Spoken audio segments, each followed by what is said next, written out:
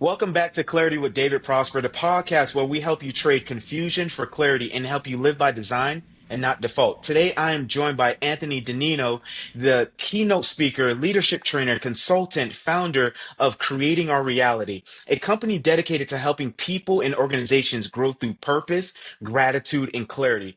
Anthony's journey is one of transformation, from feeling unfulfilled in a traditional job to discovering clarity, confidence, and spiritual growth as an entrepreneur. He's also the author of The Power of Giving and Gratitude, a path to creating your reality. Anthony, welcome to the show. Hey, David, thanks so much. Great to be on. Awesome. So let's jump into it. Right, Anthony, you mentioned that entrepreneurship was transformational for you. What was missing in your earlier career that you finally found through core? Yeah, great question.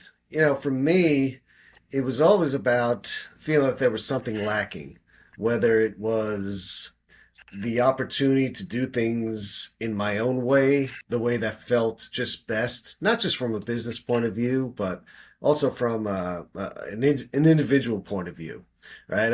I grew up always believing you should do right by people all the time in every situation that you can. And I worked for some good companies over the years, don't get me wrong, but ultimately, after I ran into a string of jobs that I wasn't quite feeling as fulfilled as I wanted to, I ultimately decided it's time to transform. It's time to step away and do my own thing. Mm. And there's a lot of entrepreneurs out there, and they're just like, okay, the stepping away, it sounds good in theory. Like, walk me through what was that catalyst moment that you were like, okay, I'm good at what I do currently, but there's Yeah. something else. And what was like your next step? Well, for me, and I think this is the case for a lot of entrepreneurs, it's about finally just doing it and having the trust and the faith and the confidence to go out on your own. Yeah, the way I thought about it was I've wanted to have my own business for a long time, pretty much since I left college back in the day. And it wasn't until 2014 when I ultimately said, you know what, the time's now. It's not like I had 10 clients lined up or anything like that. It was that leap, faith, of course, but also confidence in myself that I could ultimately build something. I understood it wasn't going to happen overnight. Thankfully, I have a very understanding and trusting wife as well. And, it's gotten us through some challenges, but, yeah, here we are today, 11 and a half years later. So very, very happy. And quite frankly, I'm pretty proud of that too. That's powerful. The fact that you already had this inclination and this desire at a young age to own your own business, and after you left college, and then having the power of the support of a spouse to Hmm. help you along. Uh, I am curious, what does creating our reality truly means to you, and how does this connect to clarity? Yeah, creating our reality to me is all about helping people to understand that each and every one of us have the power and the ability to create the life, the love, the happiness that we all desire. And while a lot of that, people initially think, oh, well, yeah, I want to be rich. That'll be great. It's so much more than that. It's, it's really finding out more about who you are, number one, going forward with that. And then the creating our reality part is kind of understanding that as strong as we are individually, collectively, we're that much more powerful. So when I talk to people and companies, I try to help them understand, everything begins right up here with mindset and the way you think about things. Mm. You said something that's like a powerful nugget that you kind of skimmed over. You said, and I'm paraphrasing, you said, we are Yeah. better together. We can Yeah. do so much more together. Where did this mindset of community and doing life with others come for you? Like, who inspired you to think like this? Yeah, it's odd. I was fortunate enough to have, both my parents growing up, and I have three older brothers and an older sister. And there were people along the way, including them, that kind of helped shape and mold my thought process. I don't know, in all honesty, Prosper, if there was one individual that really um, really inspired me along the way as I was growing up. But now that I talk this through, I do recall that there was this one book actually, uh, Neil Donald Walsh. It's called Conversations with God, and there were three of those books that were written initially, and he's gone on to do workbooks and stuff like that afterwards. But Conversations with God, to me, it kind of helped me to it reinforced what he wrote, reinforced my own thinking as far as religion and spirituality and things along that line. And it really helped give me the confidence to grow from there. So I guess to answer your question, that would be a defining moment for me once I started reading those books. And from there, and that was, gosh, that was over 20 years ago. So from there, it just kind of went on. And it took me a while still to do my own thing business wise, but it helped me really grow as a person. That's been interesting and powerful. The fact that you talked about having the having your older brothers and then having this, being in a household of two parents, the success rate typically is a lot higher. Sure. And then being exposed to the book, The Conversation with God, and then learning about those three separate conversations and how it played a role in thinking of how you do life with others and community. I'm curious, you mentioned spirituality. Yeah. I'm wondering, how do you integrate spirituality into business without losing authenticity and professionalism? Yeah. Well, to me, for me personally, they kind of go hand in hand, at least in terms of the authenticity part.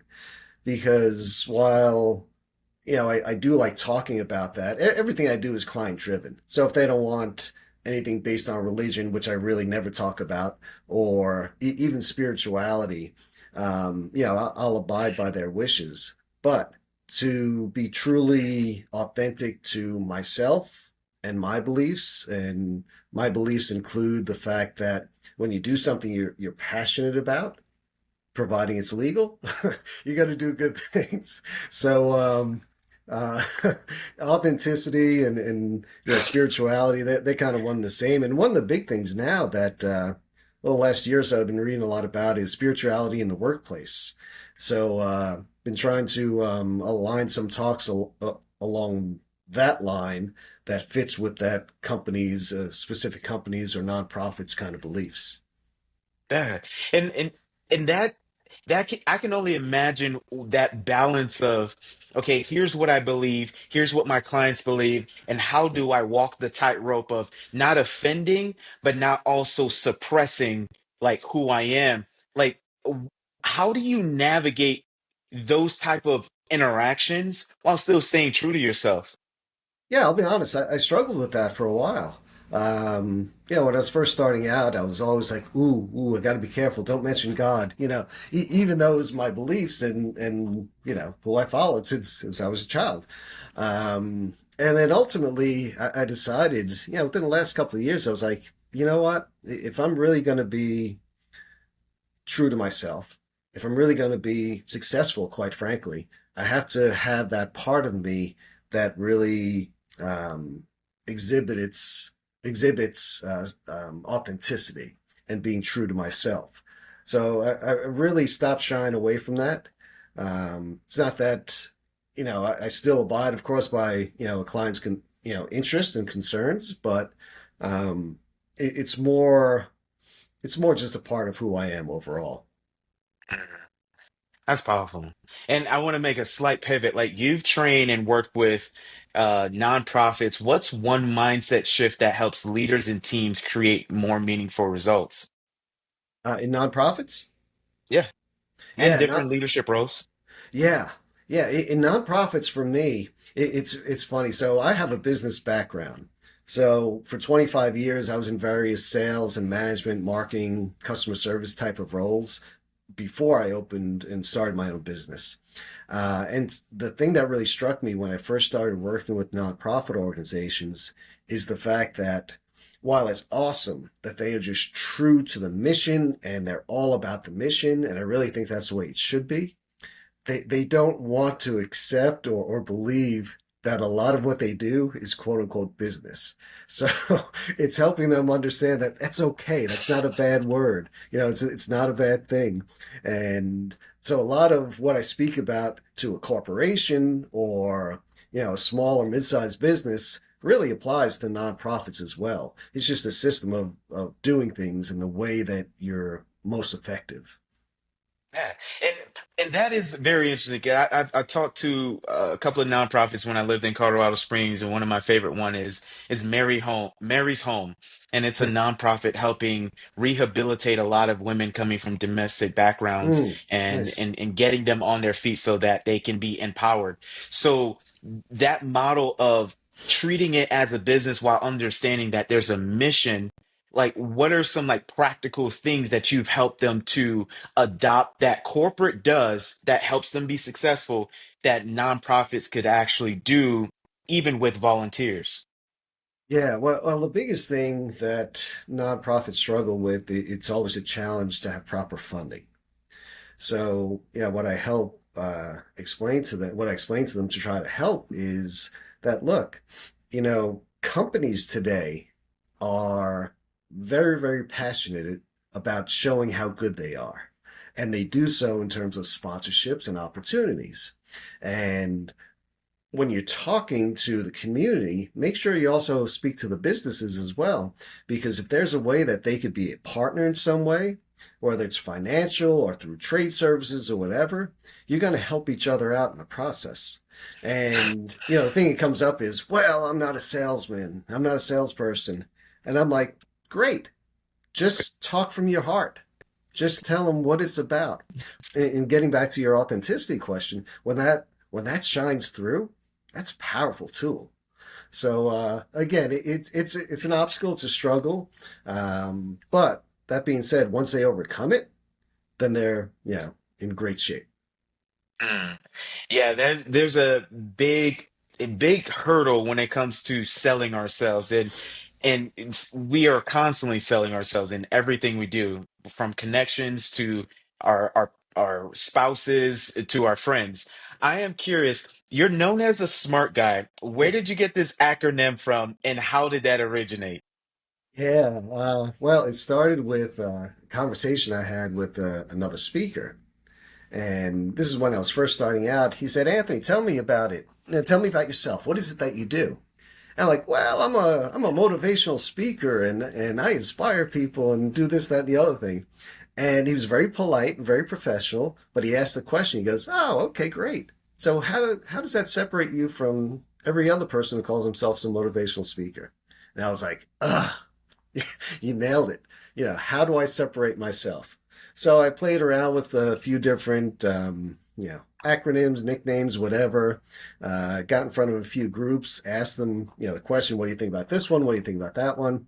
And I was not expecting this one to go over well, to be honest with you, but they all liked the smart guy.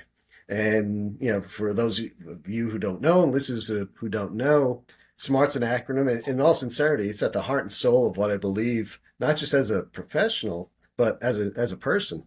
And it stands for success means acquiring right thoughts. And I used to say to people, because I fully believe that with the right way of thinking, you will, without exception, be able to create your reality.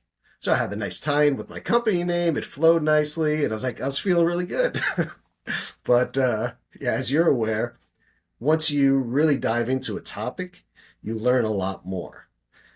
And I came to realize after a few years of doing that being smart, as I call it, is really comes down to four things now. It is first and foremost about that mindset, the way you think about things, from the time you wake up, moments during the day, to the time you put your head down on the pillow at night. So it's creating that mindset of saying that you will be successful, you will be able to achieve this, you will be able to overcome that, whatever the case may be. But as I started, speaking about that, I realized that, and through research, that we're all, as you know, a lot of your listeners, I'm sure know, we're all made up of atoms, right? Atoms vibrate. So what I teach people as well is that it's also the idea about getting the feelings and the emotion behind seeing that successful task accomplished, let's say.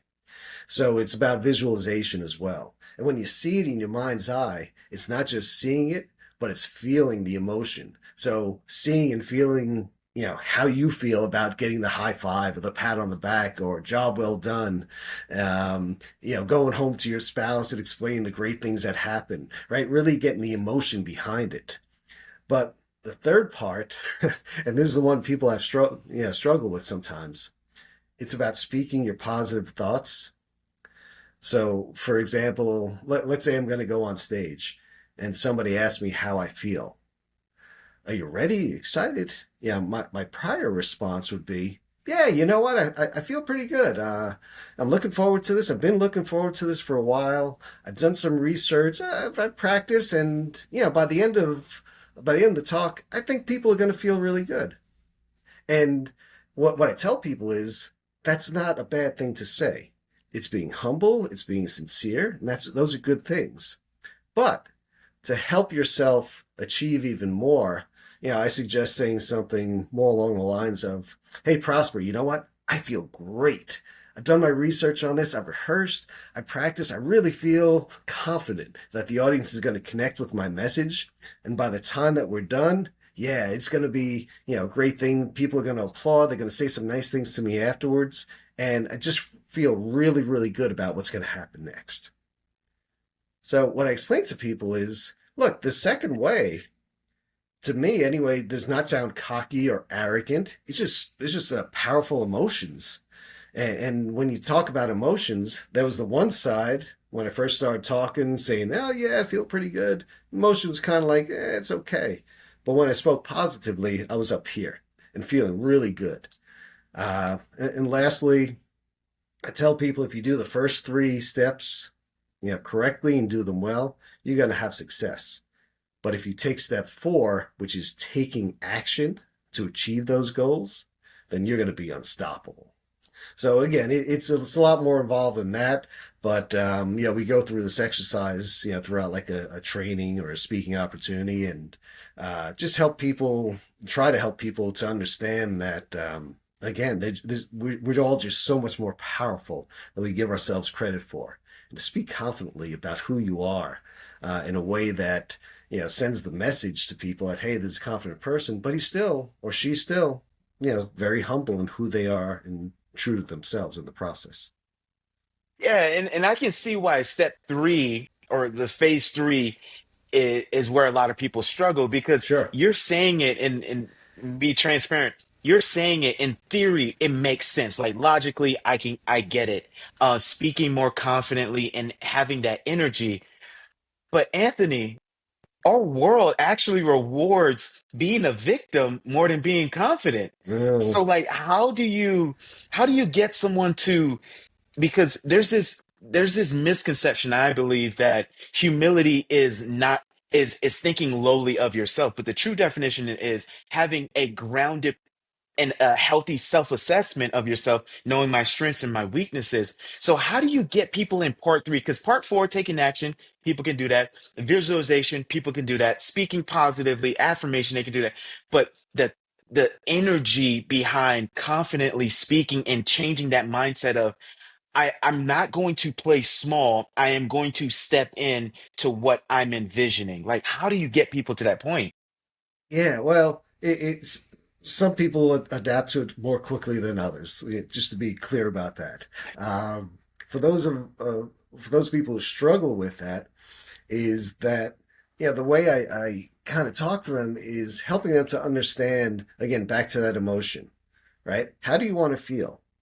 Do you want to feel okay? Do you want to feel kind of good? Do you want to feel, oh yeah, I hope this works out? And again, it's not to be critical of that way of being. But what I am saying is if you want to achieve more, and this could be, it's not just business. This is in a relationship. This is with, taking good physical, mental, emotional care of yourself, whatever it is you're striving to improve upon.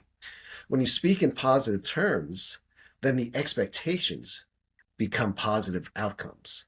So it's just through repetitions that we talk with people, that I talk with people about, and in conversation, kind of catching them and pointing out where they're making their I won't say mistakes, but where they are falling more on the kind of hopeful side. And the thing about it is, Prosper, a lot of people don't even realize it. We've become so conditioned to speak in a certain way, and that's just who I am. And again, not a bad thing. But if you want to do more, then let's look to make improvements. Hmm. That's powerful. In your book, like gratitude seems to be a reoccurring theme in your work. How does It is. gratitude fuel clarity and performance? Gratitude is a wonderful thing because to me, for me, I should say, it's helped me to realize all the great things I have in my life already. Because a lot of us, we come from a point of view of, oh, well, if only I had this, if only I had that. When you take the time and come to understand all the things that you do have, you realize you're a lot more, successful or impactful than you thought you ever were. So when you live, through, the expression, the attitude of gratitude, when you live through that lens, you see things in a whole different perspective. The perspective is one of my favorite words, quite frankly. That's awesome. And if someone is feeling stuck in a job and that drains them, what's the first step towards clarity that you would encourage them to do? Yeah, well, clarity to me, it's about so many things. But in terms of your example, yeah, for me, it's about understanding what it is about their situation that they're so unhappy with first. We have to have clarity as to why we're feeling certain ways. And once we address that, then we're able to align ourselves with a proper course of action to be able to succeed and do more, or at least get us going in the direction where we want to be. So it's about having that clarity about, okay, what is the concern? What is the challenge? What is the problem right now? Is it me? Or is it the job? Is it my boss? What is it? And once you understand that, you must much better equipped to go forward. Okay, all right. And when listeners are listening to our conversation today and they're like, okay, I want to connect with Anthony, where can they connect with you on the World Wide Web? Yeah, man. Thanks so much for asking. Please check out my website, creatingourreality.com. You could contact me through the website. If you want to email me directly, just go to the smart guy at creatingourreality.com. That's my business email that will get you right to me. I'd love the opportunity to learn what's going on in your life, possibly how I could help. But please check out the website if you would. Awesome. Anthony, thank you so much for reminding us that clarity often comes when we align gratitude, purpose, and faith. And for those listening, check out the power of giving and gratitude and visit Anthony's website, creatingourreality.com to learn more about Anthony's work. And remember, clarity isn't something you find, it's something you create one grateful decision at a time. Until next time, live by design and not default. Thanks so much. Thank you. It was easy. Yes, sir.